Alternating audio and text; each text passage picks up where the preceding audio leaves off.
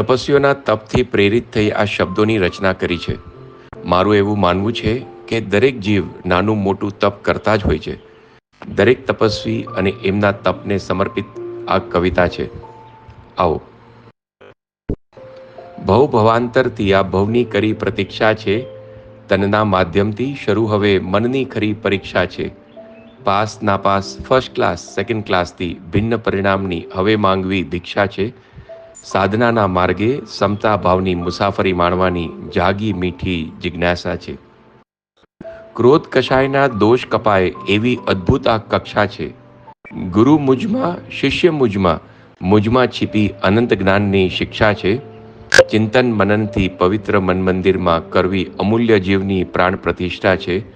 પ્રગટેલા આ જ્ઞાન દીપને પ્રજ્વલિત રાખવા ભક્તિની માંગવી ભિક્ષા છે. મોહ માયા પરને વશ કરતા ખેલકૂદને વર્જિત કરવાની હવે લેવી પ્રતિજ્ઞા છે. ખાન પાન માન દાન કામ નામના આડા અવળા વાંકા ચૂકા વિક્ષેપ ત્યજી શ્રેષ્ઠ ધ્યેયને સાધવાની મહત્વકાંક્ષા છે.